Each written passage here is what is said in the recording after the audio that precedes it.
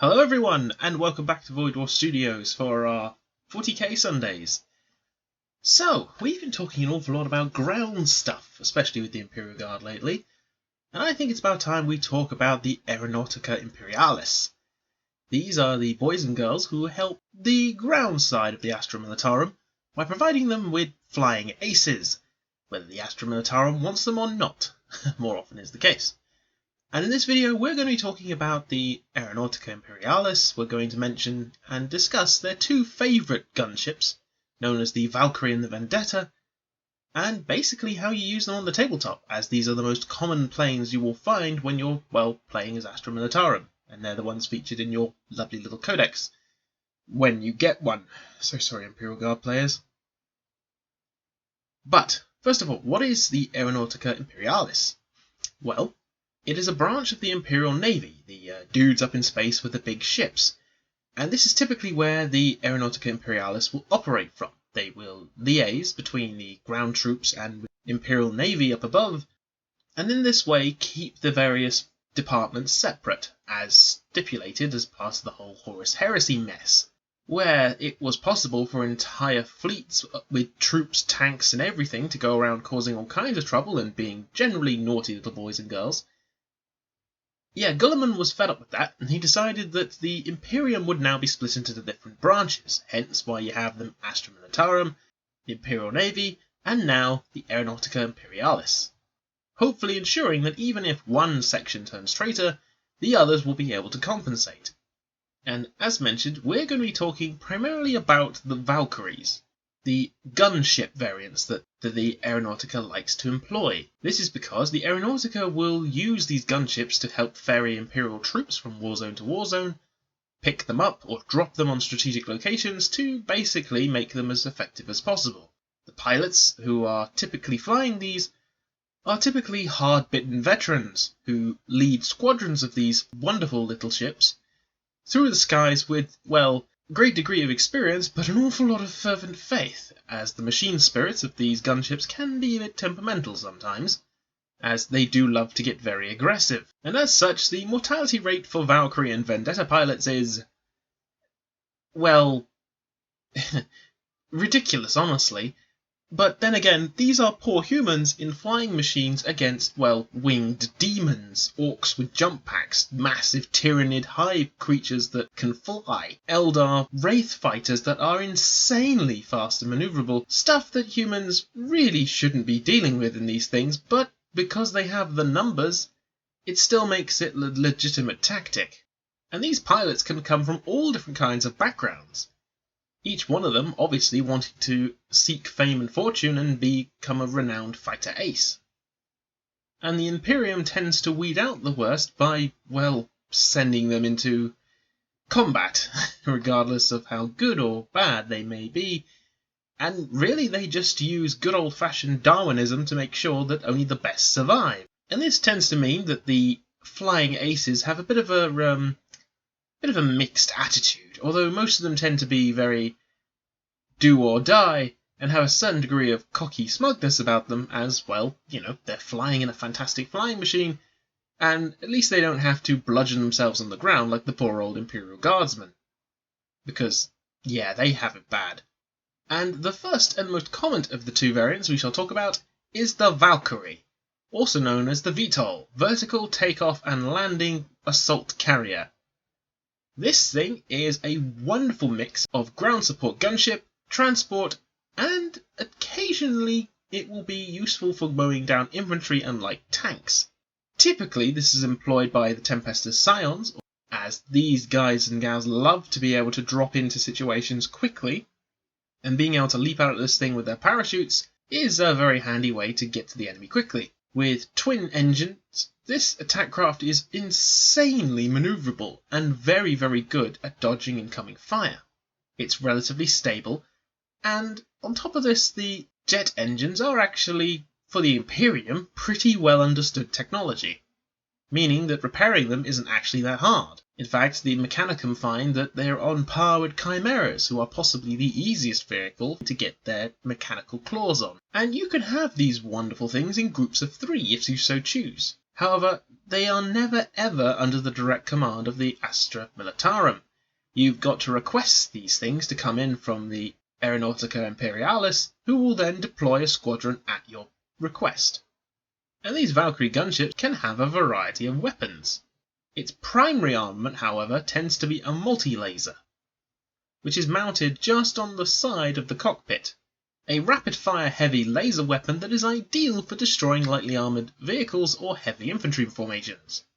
And underneath each wing is a Hellstrike missile, solid air-to-fuel anti-armour missiles outfitted with high explosive warheads that essentially function in a similar manner to a hunter-killer missile that you can fit on your tanks. These wonderful bad boys are more than capable of cracking most light to medium tanks. And against any kind of heavily armoured infantry, well, obviously it's only going to pick off one infantryman, but it won't matter if they're wearing Terminator armour or anything. This will thoroughly ruin someone's day. And on the side door, you can have up to 2 heavy bolters, each armed with a gunner who will lay down some suppression fire whilst you drop your payload out the back door. But, of course, these weapons can in fact be replaced. The multi-laser can be changed out for a las cannon for far greater anti-tank capability, and instead of the Hellstrike missiles, you can swap these around for what are known as multiple rocket pods. These effectively operate in the same manner as a crack and frag missile launcher, meaning you have a little bit of choice now. You can either pepper light infantry with your frag missiles, meaning that you'll be far more likely to kill bigger chunks of them, or you can stick to the good old crack missile, and that will kill anything with any kind of heavy armour. Not heavy to super heavy tanks, but it will certainly cause the enemy concern. And of course, it can be equipped with all manner of random gizmos like ejector seats, extra armour plating, flare or chaff launchers, infrared targeting systems, and illuminating flares. These have virtually no effect in game except for the extra armour plating, but they're fun little additions that in the actual lore help these things survive slightly longer. And this thing is capable of carrying up to 12 guardsmen, meaning you can quite comfortably drop a squad of veterans or Tempestus Scions into a situation and, well, wish them good luck, honestly. And the other variant is known as the Vendetta. Now, whilst the Valkyrie is more of a dedicated troop transport and is not really there to hang around, it's more there to drop your payload off and get out of there, the Vendetta is very much a gunship that is designed to be a tank buster. It has the same transport capacity as your good old Valkyrie, but the weapon options are very different. First up, this thing is for killing tanks. Heavy to super heavy tanks. It is equipped with 2 sets of twin-linked las cannons under either wing where the missile pods would have been, as well as a twin-linked las cannon attached to the cockpit. Meaning A, you have a lot of las cannon firepower coming from it, and B, this thing will quite merrily destroy most heavy to super heavy tanks. Now, in groups of 3, these things would be absolutely devastating to a tank column, and that is precisely what they are for. They will drop off their payload and make absolutely sure that they thoroughly decimate anything in their way. And because of how steady and stable a firing platform this thing is, these pilot aces aren't going to have to worry too much about getting their shots to count. And of course, you can have additional heavy bolters that come out of the sides, which allow you to strafe the ground for any light to medium infantry. And really your choices come down to what exactly you want your flyer to do once you've dropped off your payload. Of course, you can basically have a squad of Valkyries who just kind of strafe and annoy any enemy infantry and provide some anti-air, because whilst these are designed for air-to-ground assaults, those weapons will work perfectly fine against targets that are flying around. But when it comes to which one has a little bit more killing power, the Vendetta has the Valkyrie beat. The main reason, however, most people take Valkyries is their adaptability. Like I said, you can have them have various heavy and light missiles that allow them to not only remove light infantry quite quickly, but also tackle anything that's medium to heavy. The Vendetta gunship is a dedicated tank killer, and it's not going to kill vast swarms of enemies. This thing is designed for killing large individual creatures or big tanks. However, if you decided to take them in squadrons, then, well, 3 Vendettas are going to thoroughly be an unpleasant scenario for anyone that they'd start to gun down on. So I would just say split your choices like this. If you're wanting something with some utility, take the Valkyrie, as you have far more weapon options and you've got far more choices when it comes to what kind of creature you want to attack with it. If you know you're going up against some heavy armor or heavy toughness units, yeah, Squadron of Vendettas is a fantastic choice to take. Just, for goodness sakes, don't let these things hang around in one spot for too long. Whilst being able to drop and hover and have that extra accuracy is fan-frickin-tastic, they will not survive long when your enemy decides to turn around and start shooting, and heaven help you if they have some anti-air defences. Because Valkyries are not that tough.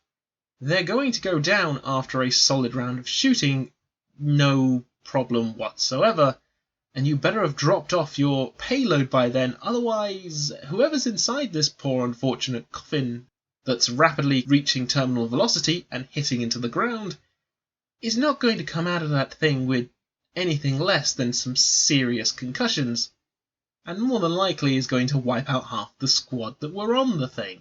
But, as they say in the Imperial Navy, any landing you can walk away from is a good landing. I hope you've enjoyed this little video. Please like and subscribe down below.